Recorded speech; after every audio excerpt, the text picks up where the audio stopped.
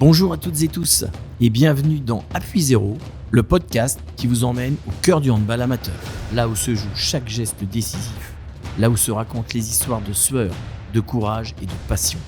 Ici, pas de projecteur, pas de tribune, juste les gymnases, les vestiaires et ces instants où tout peut basculer. Chaque semaine, nous vous plongerons derrière les lignes au fil du match, dans les coulisses du club, à où l'instant, l'Appui Zéro change tout. Préparez-vous à ressentir le rythme du jeu, les émotions et à découvrir le handball comme vous ne l'avez jamais entendu.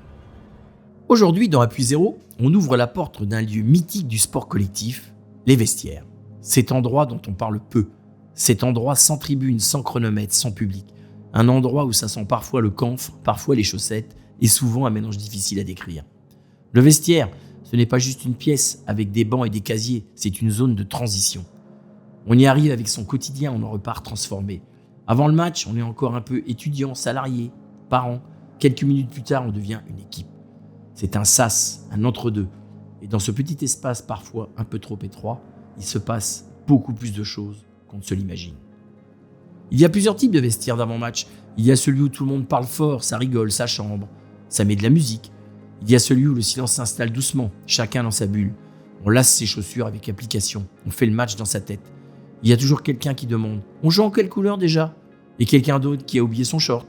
Le vestiaire, c'est le moment où la pression commence à monter, mais aussi où elle se partage. Un regard complice, une tape sur l'épaule, un « ça va le faire ». Ce sont des détails, mais ces détails comptent. Dans beaucoup d'équipes, il y a ce moment particulier. Tout le monde se rapproche, on forme un cercle plus ou moins parfait, les sacs poussent un peu sur les côtés et quelqu'un parle. Pas forcément longtemps, pas forcément fort, mais ce moment suspendu crée quelque chose. On rappelle les objectifs, on parle d'engagement, on parle d'envie et parfois on dit simplement « on joue ensemble ».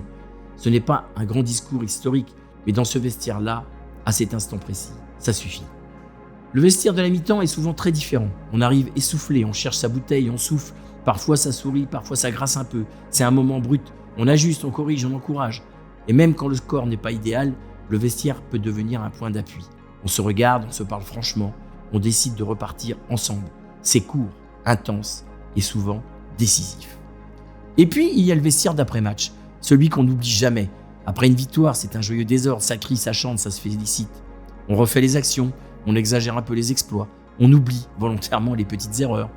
Après une défaite, c'est différent, plus calme, plus introspectif. Mais même là, le vestiaire reste important. Parce que c'est là qu'on digère ensemble, qu'on relativise, qu'on se promet de faire mieux. Dans les deux cas, c'est un moment partagé. Le vestiaire, ce n'est pas seulement du sport, c'est aussi un lieu de discussion. On y parle du match, mais pas seulement. On parle de la semaine, des études, du travail, des petits tracas du quotidien. Ce n'est pas toujours profond, ce n'est pas toujours sérieux, mais ça crée du lien. Dans cet espace un peu à l'écart du monde, on peut être un peu plus soi-même. Chaque équipe a ses habitudes. Toujours la même place sur le banc, toujours le même ordre pour entrer sur le terrain, toujours le même cri avant de sortir. Et il y a ces phrases qu'on entend partout. On se parle, on prend du plaisir, on reste solidaire. On les a déjà entendues 100 fois, mais le jour où elles ne sont plus là, on les remarque. Le vestiaire, c'est aussi ça, un théâtre de rituels. Si on y réfléchit, le vestiaire, c'est un symbole. C'est l'endroit où les individualités deviennent un collectif, où les différences s'effacent un peu, où chacun a sa place. Il n'y a pas de tribune, pas de regard extérieur, juste un groupe.